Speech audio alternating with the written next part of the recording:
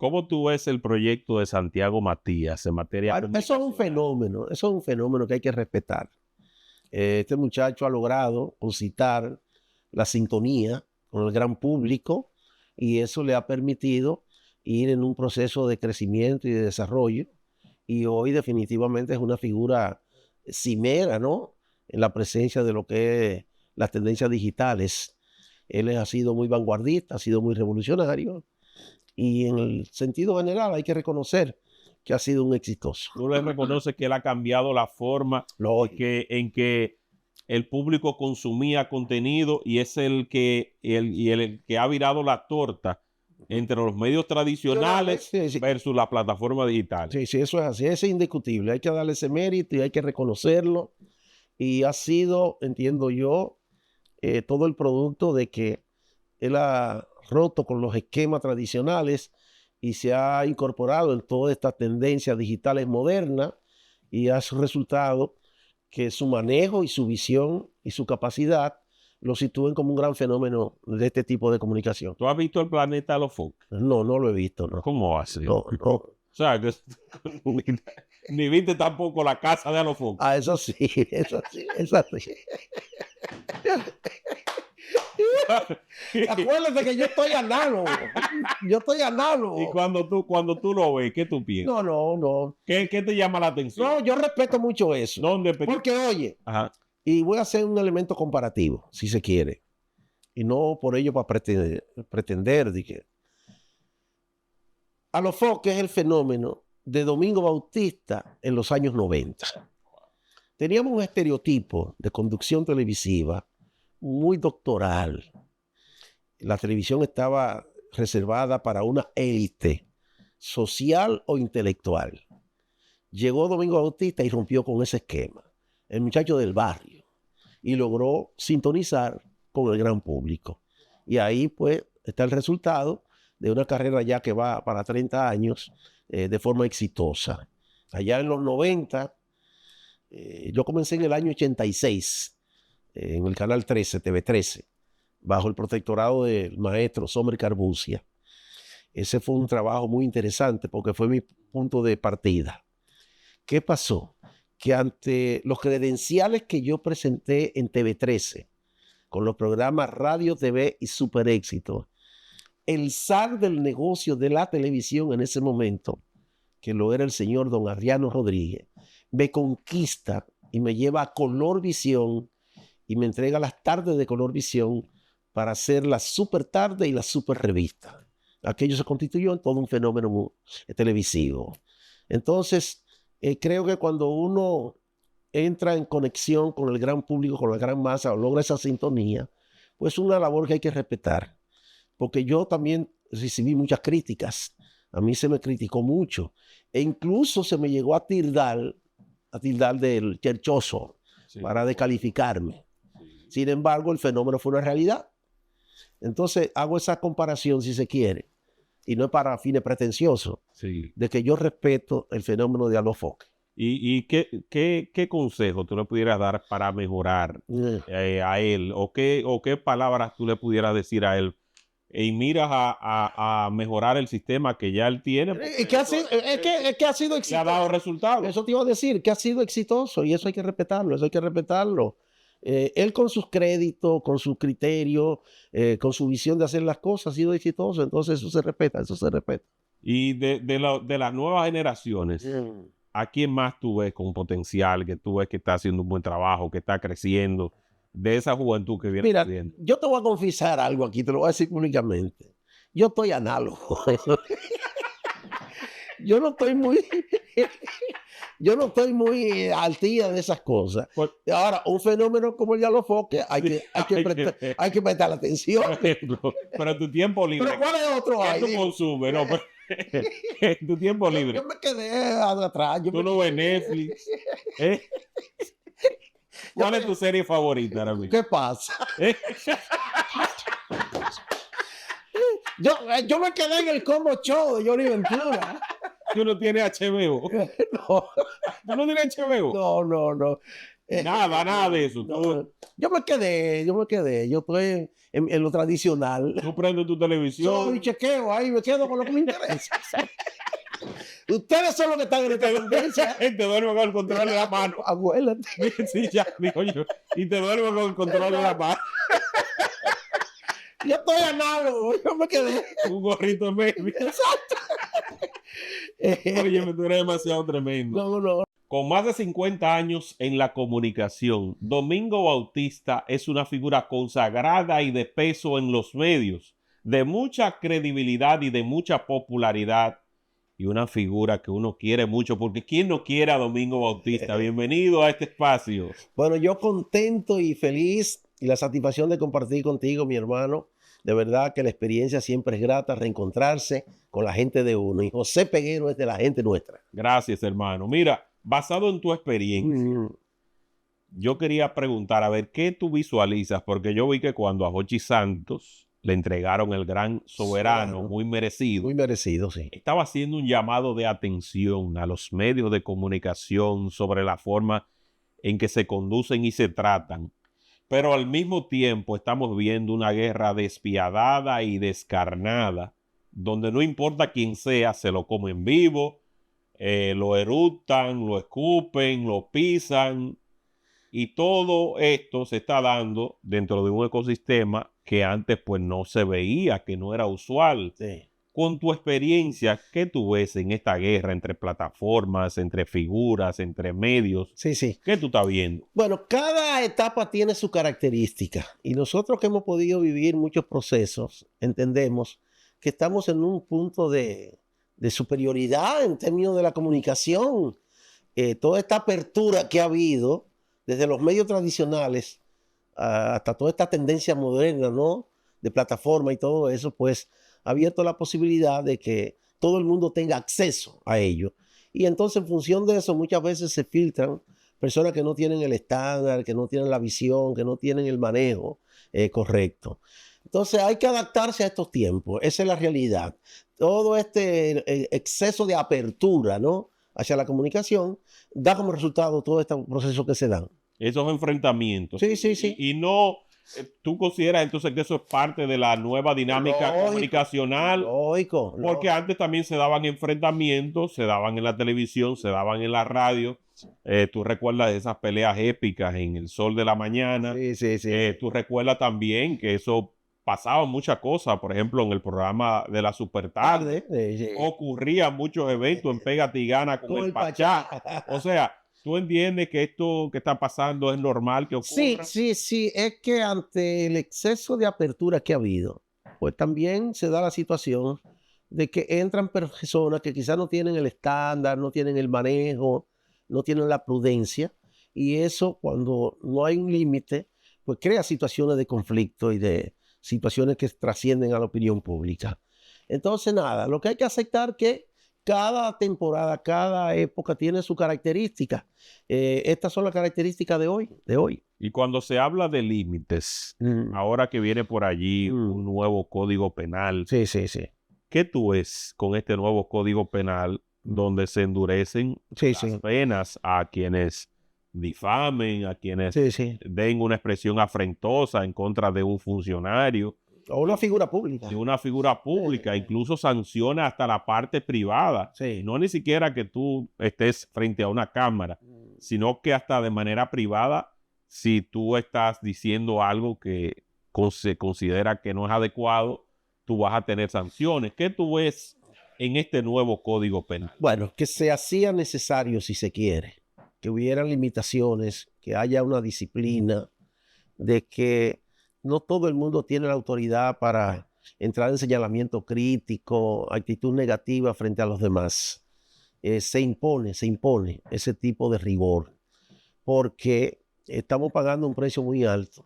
Ante la apertura excesiva que se ha dado, todo el mundo ha tenido acceso a los medios, y entonces hay gente que no tiene el estándar profesional, digo yo, el concepto de código, ¿no?, que limita hasta pasarse de cierta línea. Yo creo que al final de cuentas, pues, las cosas podrían ir mejorando y la gente adaptándose a estos nuevos sistemas. ¿Y tú no crees que eso pueda convertirse en una mordaza, Ujú. en una especie de autocensura Ujú. de personas que brindan información y que por temor a una una represión por parte de funcionarios, No, del gobierno, de figuras clave, esto sea utilizado como un instrumento para silenciar las voces disidentes. es muy difícil, es muy difícil. Ante el exceso de medios que hay, asumir un control total resulta muy difícil. Lógicamente, es el concepto que yo tengo y mucha gente. Hay que disciplinar, hay que someter a ciertos lineamientos el uso de los medios de comunicación, porque muchas veces se cometen excesos que perjudican reputaciones y que afectan emocional o socialmente a determinadas personas. Eso yo entiendo que se hace necesario. Algunos han dicho que hay como toda una industria para acaparar fondos, Sí, para sí. generar dinero. Generar recursos. ¿Qué tú has escuchado de eso y qué tú ves basado en tu experiencia? Un hombre que tiene, bueno, Domingo Latino tiene más de 30 años. 38 años va a cumplir Domingo Latino en el aire. Imagínate tú, y tú lo has visto todo, Sí, tú has sí. visto todo y mantienes una vigencia. Sí. Y en esa parte, ¿cuál es tu análisis? En el sentido de... En el sentido de esa acumulación de riqueza que tienen algunos comunicadores y de algunos excesos, de algunos tratamientos, de que se dice que algunos cobran por silencio, pero otros cobran por hablar. Sí, sí. ¿Cuál es la realidad? Bueno, hay que someterse necesariamente a una estructura, diríamos, ética profesional, porque no podemos seguir en este exceso de apertura donde mucha gente hace un uso abusivo, si se quiere, de los medios de comunicación. Se impone cierta disciplina, se impone cierto respeto, porque si no entraríamos en un caos total. Entonces, ante esta proliferación excesiva de medios, tanto tradicionales como todas estas tendencias digitales, se hace necesario, ¿no?, que haya un rigor, que haya un control. Que haya un control. Sí, Entonces, sí. Domingo Bautista pide ese control. Sí, sí, sí. No censura ni limitación a la comunicación, pero sí que haya como un nivel ético, digo yo. Esa es la idea. ¿Tú entiendes que los empresarios hoy día son los que han propiciado este ambiente? Porque de repente había familias y había figuras que difícilmente fueran mencionadas o expuestas, pero hoy día prácticamente todos se puede comentar, se puede decir, se puede informar, y a lo mejor tú crees que por eso es que ha venido esta regulación. Bueno, hay que admitir que se han cometido excesos y el exceso de apertura que ha dado ha permitido que gente que no tiene el concepto, que no tiene el criterio ético profesional, pues se desborden a veces y cometan excesos que hacen daño a la reputación o a la imagen, ¿no?, de determinadas figuras.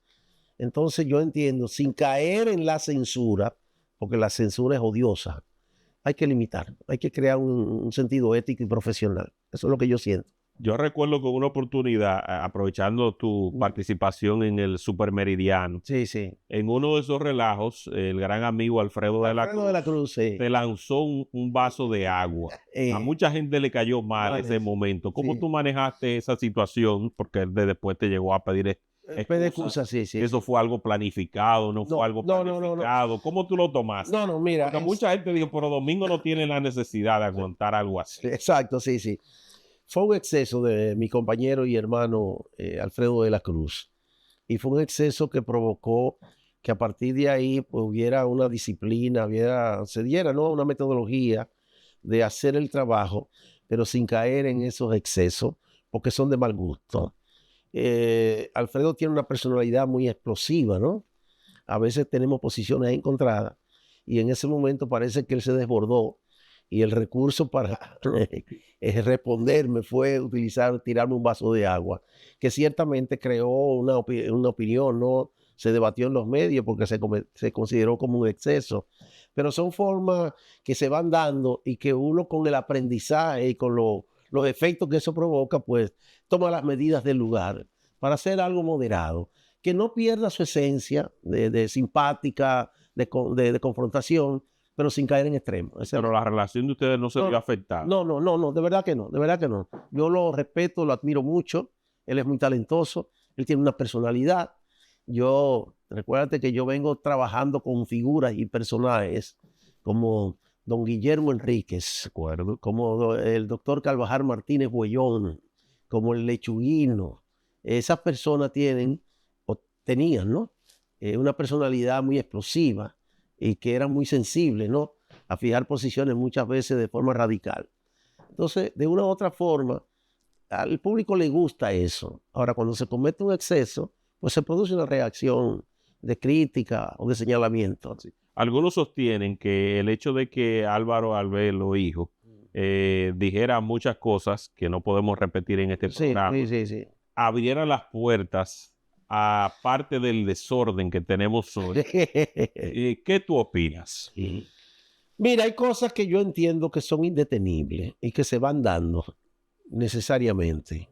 Que haya que regular, que haya que crear alguna metodología de control, porque muchas veces los excesos hacen daño. Se hace necesario. Pero también hay que decir que sería muy aburrido que todo se maneje desde una perspectiva muy psicorrígida, Muy sobria. muy sobria, esa cosa. Y a la gente en el fondo le gusta, como se dice popularmente, el chernae, ¿no? La chercha. Que a mí se me acusa de haber sido uno de los primeros protagonistas cherchosos del país. Sí. El cherchoso es aquel que rompe, ¿no? Claro. Con la psicorrigidez, con la formalidad, y entra en un ambiente de alegría, si se quiere. Sí, ¿no? de camaradería, de chulería. Chulería. No, pero bueno, de verdad que la experiencia ha sido bonita, hermano. Con relación a la publicidad gubernamental, ¿se puede vivir hoy día? Los medios de comunicación pueden existir, los medios tradicionales, sin el apoyo y sin el flujo del gobierno. Bueno, siempre se hace necesario el soporte económico a través de la publicidad para los medios. Eso es un hecho real. Lógicamente, en algunas ocasiones, esos presupuestos publicitarios están muy focalizados, dirigidos en función de compromisos políticos y de vinculación, ¿no? Entonces, a veces no sé justo, no sé equitativo, pero de que yo reconozco validez y que es una parte importante para el soporte de los medios de comunicación, lo que son los presupuestos publicitarios del Estado. Quizás manejarlo un poquito más equitativo, ¿no? Donde cada quien en función de lo que hace, pues logra algún tipo de apoyo. Y sobre la propuesta de reducir esos presupuestos en medio de la austeridad, ¿cómo tú la ves? No, es que se hace necesario. Se hace necesario desde el punto de vista del soporte que le da a los medios. Y luego de eso, pues, la permanencia que tienen los medios para seguir haciendo una labor, ¿no? De información, de orientación, porque cada quien aquí juega su rol y eso hay que respetarlo. Sobre Pégate y Gana con el Pachá, ¿por qué desaparece un programa que en su momento dado fue un programa estelar, un programa donde tú lo acompañaste, hicieron este one-two, o sea, que fue tan explosivo, de tantas noticias, de tantas situaciones? ¿Qué pasó entre ustedes y por qué un proyecto que se veía como el sucesor de Sábado de Corporán en Color Visión, pues entonces termina fuera de la historia?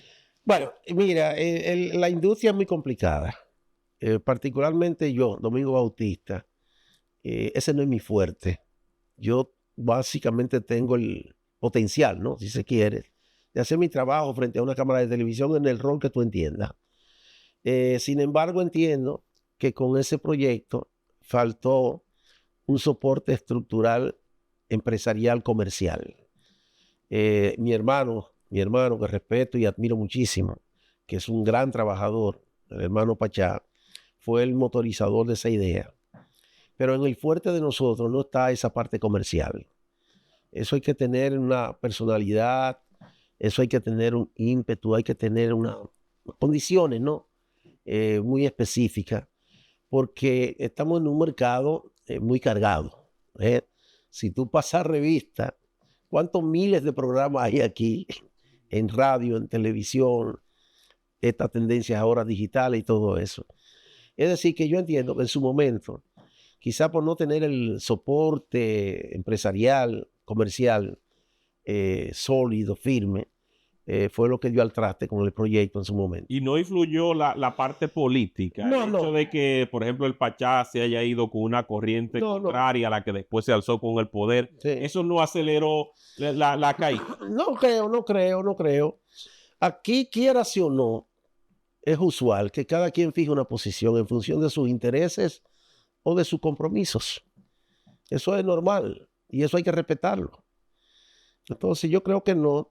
En el caso de esa experiencia, entiendo yo que fue la falta de un soporte de manejo empresarial comercial que falló. Está la televisión dominicana en una situación delicada. Vemos por un lado que salen unos programas y vemos que hace pocos días llegaron 3 nuevos, Sí. pero una figura de gran peso como la de María Cela Álvarez tuvo que partir. Sí. Desgraciadamente perdimos a un Carlos Batista. Exactamente. Y así se ha dado también con otras figuras como Pamela Suet en Color Visión, que tuvo que abandonar su proyecto. ¿Qué está pasando, Domingo? Mira, que se ha tornado un poquito difícil el manejo empresarial comercial de los proyectos, y si tú no tienes los amarres debidos o básicos, se te hace muy difícil mantener un proyecto con presencia en los medios de comunicación, porque todo esto tiene también un ingrediente económico básico. Estructurar un programa, hacer un equipo de trabajo, transmitir ese contenido a través de un medio requiere de recursos económicos. Y cuando estos no llegan de forma mínimamente estable, pues se corre el riesgo de desaparecer. Esa es la industria, ese es el negocio. Y los dueños de canales no han matado la gallina de los huevos de oro. ¿En qué sentido? Porque cuando tú vas, por ejemplo, a rentar un espacio y tú le dices, por ejemplo, al dueño del Canal 11, a Pepín Corripio, dame a las 7 de la noche del sábado, donde posiblemente tengan un enlatado. Y te piden a ti por una hora hasta $1 millón. ¿Por una hora? Claro, por una hora hasta $1 millón. Y tú tienes que salir ya a trabajar en base a $1 millón sobre la mesa, sumado a los gastos operativos que tú tengas y a esas pautas comerciales que tú necesitas para subsistir. ¿Tú no crees que eso fue encareciendo la televisión y matando esa gallina de los huevos de oro? Ciertamente. Que la industria es muy complicada desde el punto de vista de que si tú no eres autosuficiente, tiende a desaparecer. Los proyectos requieren de mucho empuje, de mucha calidad de conexión popular, de que lleguen, y en función de eso también manejar esa parte del negocio, que para mí es la parte más difícil de la industria. Eso hay que tener un temperamento, una vocación, una decisión para entrar en esos manejos empresariales. Además, entiendo yo, hay un exceso, somos muchos, ¿no? Y quizá el pastel no dé para todos. Entonces, por eso se torna muchas veces difícil los proyectos para poder mantenerse. ¿Cómo tú ves el proyecto de Santiago Matías en materia de Eso es un fenómeno que hay que respetar. Este muchacho ha logrado concitar la sintonía con el gran público y eso le ha permitido ir en un proceso de crecimiento y de desarrollo, y hoy definitivamente es una figura cimera, ¿no?, en la presencia de lo que es las tendencias digitales. Él ha sido muy vanguardista, ha sido muy revolucionario, y en el sentido general hay que reconocer que ha sido un exitoso. ¿Tú le reconoces que él ha cambiado la forma en que el público consumía contenido y es el que ha virado la torta entre los medios tradicionales versus la plataforma digital? Sí, eso es así, es indiscutible. Hay que darle ese mérito y hay que reconocerlo. Y ha sido, entiendo yo, todo el producto de que él ha roto con los esquemas tradicionales y se ha incorporado en todas estas tendencias digitales modernas, y ha resultado que su manejo y su visión y su capacidad lo sitúen como un gran fenómeno de este tipo de comunicación. ¿Tú has visto el planeta de los Fox? No, no lo he visto, no. ¿Cómo así? No. O sea, que ni viste tampoco la casa de Alofoque. Eso sí.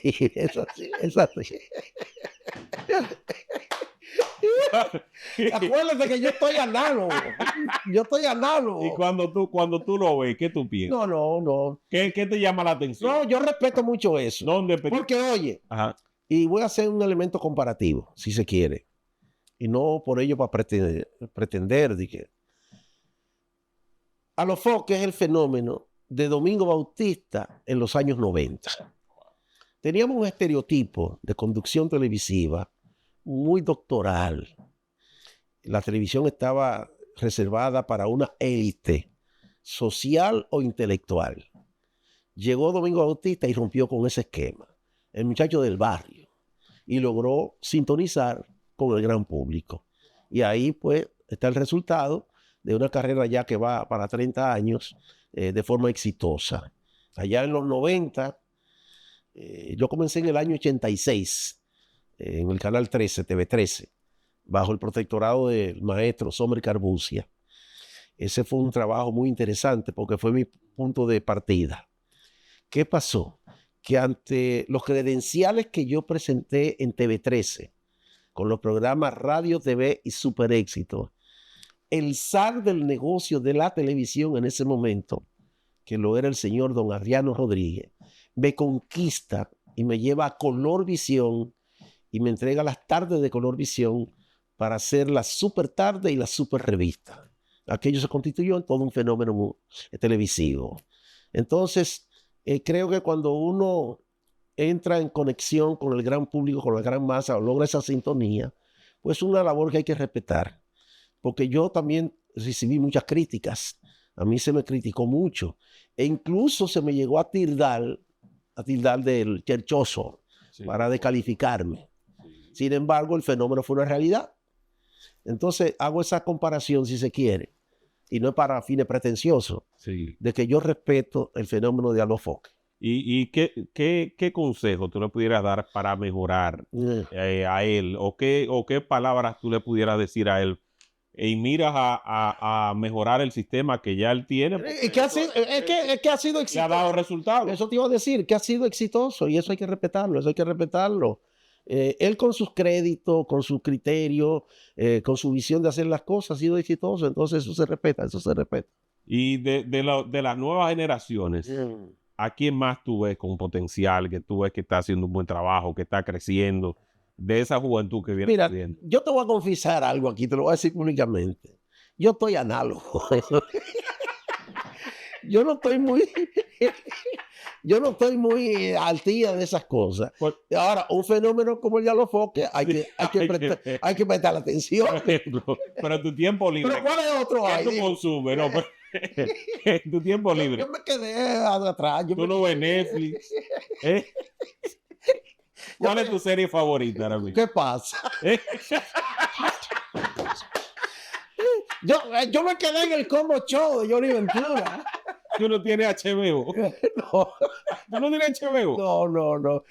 Nada de eso. No. Yo me quedé. Yo estoy en lo tradicional. Tú prendes tu televisión. Yo chequeo ahí, me quedo con lo que me interesa. Ustedes son los que están en esta tendencia. Te duermo con el control de la mano. Abuélate. Sí, ya, digo yo. Y te duermo con el control de la mano.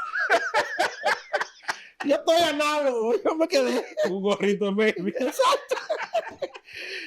Oye, tú eres demasiado tremendo. No. Pero necesitamos más tiempo. No. Vamos a hacer una segunda entrega. Tenemos que hacer una segunda entrega. Te lo prometo. Con mucho más detalles de otras cosas y sobre todo analizando a profundidad tu trayectoria. Sí, gracias. Porque reconozco que en su momento dado tú fuiste un irreverente. Sí. Que impusiste un estilo de vestir.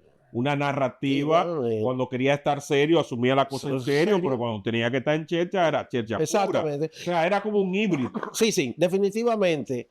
Nosotros, pues, rompimos con los estereotipos de la época, ¿no? Había todo un prototipo de formalidad, de rigidez, de intelectualidad. Y llegó el muchacho del barrio a brincar, a vocear, a saltear, y ganó su espacio. Así mismo es. Y hay una carrera de más de 30 años en esto. De más de 30 años, pero tú hablabas de negocio, pero el programa tú lo vendes muy bien, el de radio.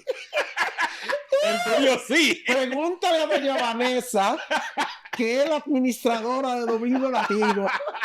A ese sí lo vende bien, ¿eh? Sí, ese proyecto me llena de mucha satisfacción. Domingo Latino, pues definitivamente se ha consagrado como un programa histórico porque ha logrado, ¿no?, la conexión y la permanencia Sí. en una carrera ya de más de 30 años. Vamos a cumplir, con Domingo Latino vamos a cumplir 38 años el 4 de septiembre de este año. Y nos llena de mucha satisfacción personal, profesional y de reconocimiento de parte del público. Que tú le has dado la oportunidad a muchos talentos. Son muchas las personas que han crecido Sí, sí, sí. producto de la exposición que tienen en tus medios. Exactamente. Y es otro de los logros que nosotros queremos destacar de ti, porque a veces hay personas que solo se proyectan ellos. Sí, sí. La oportunidad No, siempre a la puerta gente, abierta, siempre juventud. abierta. Desde la super tarde, desde la super revista, fuimos siempre una puerta abierta para que la gente con aspiraciones y con ganas de hacer cosas, pues lo hicieran. Finalmente, Aridio Castillo, sigue contigo. Sí, sí, sí, sí, Que sí. no es baúl de nadie. ¿Sabes qué Aridio dijo ya para ir cerrando? Hizo un comentario en una oportunidad de una hija de Tania Báez que estaba ahí en Nueva York con un novio. Sí. Y yo reproduje eso en mi medio de comunicación. Y Tania me llamó llorando. ¿Pero cómo tú reproduces esa vaina? Dios mío. Aridio es un personaje, ¿sabes? Un personaje. Digo, pero llama Aridio. Exacto. ¿Qué fue el que tira el asunto? Ya no, el que yo conozco a ti. No, no. Así que gracias, Domingo. Que sea esto un compromiso para una próxima participación. Claro que sí. Bueno, ya tú sabes llegar, no habrá ningún problema. Llegar, que me fue el diablo para llegar, tú, oye. Pero llegué al final. Llegaste. Sí, no. Que Dios te bendiga. Peguero. Sigan los éxitos. Peguero, un abrazo. Gracias. Bye, bye. Sí.